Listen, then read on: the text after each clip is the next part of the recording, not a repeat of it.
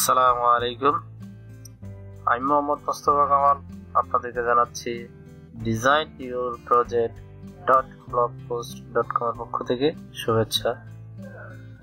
আজকে আমরা একটা নতুন টিউটোরিয়াল শুরু করে যাচ্ছি। টিউটোরিয়ালটা হচ্ছে how to crack A image, অর্থাৎ কোনো ইমেজকে কিভাবে ক্র্যাক করা যায়, অর্থাৎ আঁকা করা যায়।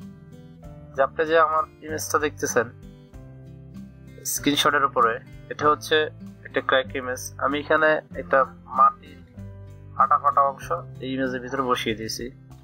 তো টিউটোরিয়ালটা একেবারেই সহজ, তাদের জন্য সহজ যারা বেসিক জানে, অর্থাৎ টুল সম্পর্কে ধারণা আছে। দু একবার দেখলে এটা ইজিতে কাজ হয়ে যাবে। এই টুলে যা ইউজ করা হয়েছে তা হলো আপনার ক্লিপিং মাস্ক ইউজ করা হয়েছে, দুটো ইমেজ ইউজ করা হয়েছে, লেয়ার মাস্ক ইউজ করা হয়েছে। তো আর এই অন্যান্য মধ্যে ইউজ করার মধ্যে আছে আপনার ব্রাশ ইউজ করা হয়েছে। তো টিউটোরিয়াল শুরু করার আগে আমি আবারও বলি যে এই টিউটোরিয়াল গুলো মানুষের মধ্যে ছেড়ে দিন। আপনার লিঙ্ক হয়তো অন্যজনের উপকার আসতে পারে যে কাজ শিখতে ইচ্ছুক। শুধু আমার টিউটোরিয়াল গুলো না, যারা বাংলা টিউটোরিয়াল তৈরি করেছে তাদের সকল টিউটোরিয়ালই মানুষের মধ্যে ছড়িয়ে দিন। যেহেতু আমরা বাঙালি, বাংলা ভাষায় খুব ভালো বুঝি, তাই আমি বলবো যে টিউটোরিয়াল গুলো মানুষের মধ্যে ছড়িয়ে দিন। চাইলে আপনারা আমার ইউটিউব চ্যানেলটি সাবস্ক্রাইব করে রাখতে পারেন। আর আমার টিউটোরিয়াল বুঝতে সমস্যা হলে অবশ্যই ভিডিও লিংকের নিচে কমেন্ট করবেন। আমি আপনাদের কমেন্টের সঠিক উত্তর দেওয়ার চেষ্টা করব। চলুন শুরু করা যাক আজকে আমাদের টিউটোরিয়াল। আমাকে দুটো ইমেজ নিতে হবে।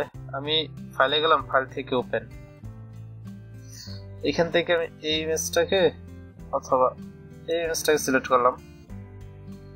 ইমেজটাকে সিলেক্ট করার পর এখান থেকে এই যে ইমেজটা কন্ট্রোল ধরে সিলেক্ট করে নিলাম। দুটো ইমেজ ওপেন হয়ে গেল। এই ইমেজটাকে আমি করে নেব, অর্থাৎ ব্যাকগ্রাউন্ডটা রিমুভ করে দেব। যেটা কয়েকভাবে করা যায়।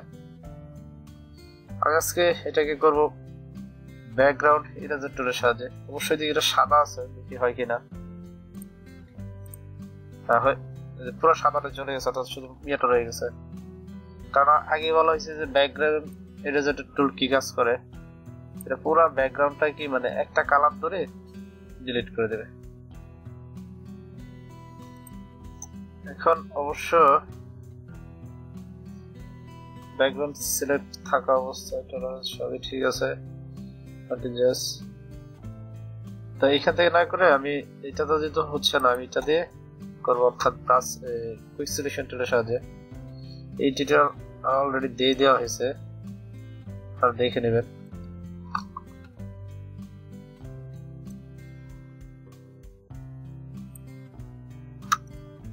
বড় করে নিই কাজের সুবিধার্থে।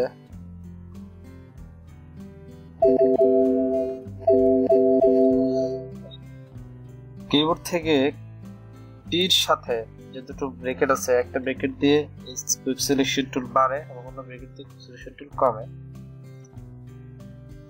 এটা অনেকবার বলা হয়ে গেছে। এবং কিবোর্ড থেকে অল্টার ধরলে এখানে মাইনাস চিহ্ন আসে।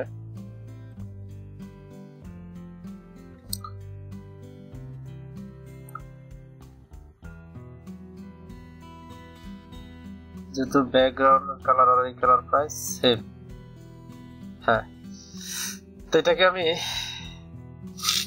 কপি নিয়ে নিতে পারি অথবা ইনভার্স সিলেকশন দিতে পারি। সিলেক্ট থেকে ইনভার্স সিলেক্ট দিলে এখন বাইরেটাকে আমি ডিলিট করে দিলাম।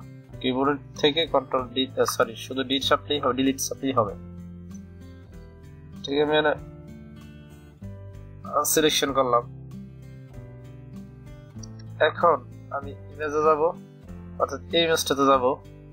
এটাকে কন্ট্রোল এ কন্ট্রোল সি দিলাম, এখানে কন্ট্রোল ভি দিলাম। খেয়াল করে দেখুন ইমেজটা কিন্তু ইমেজটার সাথে মিলতেছে না, কারণ এই ইমেজটা ছোট। এটা হচ্ছে এটাকে আমি কন্ট্রোল টি দিলাম। কন্ট্রোল টি দেওয়ার পর এটাকে আমি সমান হারে বড় করে দিছি।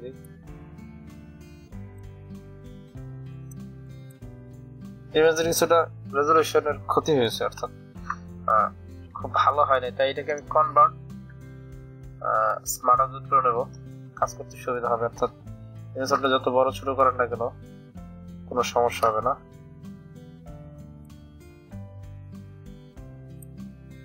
এখন আমি এটাকে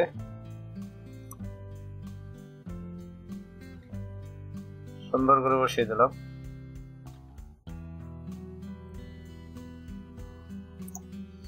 কনভার্ট স্মার্ট অবজেক্টের কথা আগে বলা হয়েছে, এটাকে এন্টার করলাম কিবোর্ড থেকে। এখন এটা কিন্তু এটার সাথে হয়ে গেছে, দেখা যাচ্ছে না, তা আমি এটাকে অপাসিটিটা অবশ্যই কমিয়ে দেব। দেখুন অপাসিটি আমি কমিয়ে দিয়েছি, অর্ধেক কাছে আমার হয়ে গেছে। লেয়ার সিলেক্ট রাখা অবস্থায় তারপর যাবেন অপাসিটি কমিয়ে দিবেন, কমিয়ে দিলাম। এখন এটাকে আমি নরমাল থেকে ওভারলে করে দিলাম। দেখুন এই ইমেজটা কিন্তু প্রায় ইমেজের অর্ধেকটা কাজ হয়ে গেছে। এখন এটাকে আমি লেয়ার মাস্ক যোগ করে সাথে এই অপশনটা দেখুন, এটা কিন্তু layer mask, add layer mask, এটা যোগ করলাম। যোগ করার পর যা আছে সেটা হলো আমি কিন্তু এখানে এখন ব্রাশ টুলের সাহায্যে কাজ করতে পারি। ব্রাশ টুল আমি সফট একটা ব্রাশ টুলে নেই, সাইজ একটু বাড়িয়ে দিই। এখন এই ব্যাকগ্রাউন্ড কালার হোয়াইট রেখে আর ফোরগ্রাউন্ড কালার ব্ল্যাক রেখে যদি আমি কাজ করতে পারি কিন্তু মুছবে, একটু খেয়াল করুন, এদিকে কিন্তু মুছে গেছে। তো এখন আমি এটাকে সরাসরি ক্লিপিং মাস্ক করে দেব। রাইট বাটন ক্লিক করে লেয়ার উপর নিয়ে এই যে ক্রিয়েট ক্লিপিং মাস্ক, দেখুন বাইরের অংশটুকু মুছে গেছে, ক্লিপিং মাস্ক হয়ে গেছে। এই যে চিহ্ন এটি ক্লিপিং মাস্ক, অর্থাৎ এই লেয়ারের উপর প্রভাব পড়বে। এখন এই লেয়ারটা সিলেক্ট রাখা অবস্থায় এখানে আমি একটু বার্ন করে দেব, এটাকে সিলেক্ট রাখবো। সিলেক্ট রেখে এই যে এটাকে বলা হয় বার্ন টুল, এই বার্ন টুলের সাহায্যে এটাকে আমি বার্ন করে দেব। দেখুন এটা কিন্তু কাজ করতেছে না, এখানে কি বলতেছে যে this smart object must be restorise, অর্থাৎ রেস্টোরাইজ করে আমাকে কাজ করতে হবে। অর্থাৎ এই যে এটা কনভার্ট থাকার কারণে মাস্টার অবজেক্টে এটাকে আমাকে রেস্টোরাইজ করে নিলাম। এই এখন স্মার্ট অবজেক্ট আর এখানে নেই, তাই এখন আমি এটা কাজ করতে হবে স্বাচ্ছন্দ্যে। দেখুন এখানে কিন্তু একটু বার্ন চলে আসতেছে।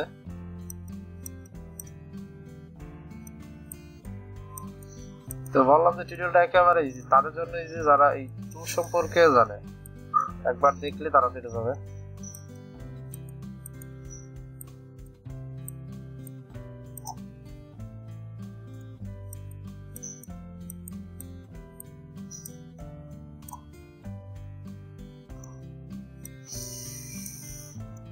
এটার কিছু অপাসিটি ফলো কমিয়ে দেবো। আমি এখানে বার্ন করে নিলাম। টিউটোরিয়াল করতে অনেক সময় লেগে যাবে, আপনারা স্মুথলি বার্ন করে নেবেন, দেখলে বোঝা যায় যে এই জায়গাটা খুব পুরা। আমরা সকলে জানি বার্ন হচ্ছে যে পুরা, অর্থাৎ পুড়িয়ে ফেলা, নষ্ট করে ফেলা। আমি এটাকে একেবারে স্মুথ করতে অনেক সময় লেগে যাবে, এখানে আরো অনেক কাজ আছে। এই পর্যন্ত রাখলাম, রাখার পর এর ফলোটা কিছু কমিয়ে দিই, ফলোটা ফিল খেয়াল করুন, তার চেহারা কিন্তু ভালো বোঝা যাচ্ছে। অর্থাৎ মনে হবে যে এই চেহারাটা ফেটে গেছে। এটা যদি আরো কমাই, অপাসিটি রাখতে কমাই, দেখুন ইমেজটা কিরকম হয়ে গেল। এখন আমি এটাকে একটা ব্যাকগ্রাউন্ড দিয়ে দিই। ব্যাকগ্রাউন্ড কালারটা দেখা, আমি এটাকে কন্ট্রোল ব্যাকস্পেস দিলে ব্যাকগ্রাউন্ড কালারটা চলে আসবে। দেখুন কিরকম এটার একটা হয়ে গেল। এখন ছোটটা ভালো করে বোঝার জন্য আমি এটাকে সিলেক্ট করব, যেহেতু এই ব্রাশ টুল নেব। ব্রাশ টুল নেওয়ার পর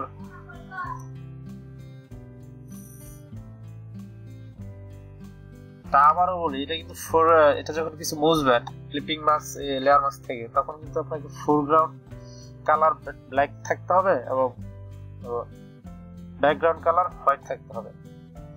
তা এখানে আমি এটার উপর একটা লেয়ার নেই, আমি চোখটাকেও একটু মুছে দিই, চোখটাকে অন্য একটা কালার দিয়ে দেবো। তা এখানে আমি এটার উপরে একটা লেয়ার নিলাম, কিবোর্ড থেকে কিউ অথবা এই যে এখানে দেখুন এডিট কুইক মার্কস মোড বা কিউ, এটা ক্লিক করুন। ক্লিক করার অবস্থায় এটাকে কালার করুন। এখানে দেখুন আমার ব্যাকগ্রাউন্ড কালার কিন্তু হোয়াইট আর ফোরগ্রাউন্ড কালার কিন্তু ব্ল্যাক, তার মধ্যে কিন্তু এখানে কালার নীল হচ্ছে। এটা নীল কালার নয়, এটা হচ্ছে আপনার সিলেকশন। আমি আবার কিবোর্ড থেকে কিউ চাপবো, দেন সিলেকশন হয়ে গেছে। এখন এটাকে একটা কালার দিই। এখানে একটা ভুল করে যাচ্ছি, আগে বলি আপনাদের বোঝার সুবিধার্থে। দেখুন এটা পুরোটা কিন্তু গিয়ে গেছে, অর্থাৎ এই যে ভিতর চোখটা রয়ে গেছে।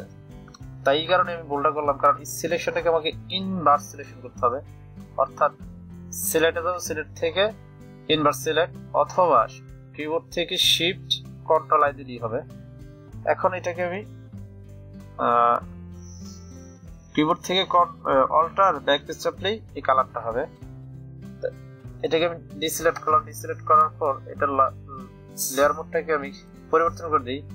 লেয়ার মোডটাকে আমি ওভারলে করে দিলাম, অথবা আপনি এখান থেকে যা কোন মোড আছে দেখবেন কোন মোডটা ভয়ানক দেখা যায়।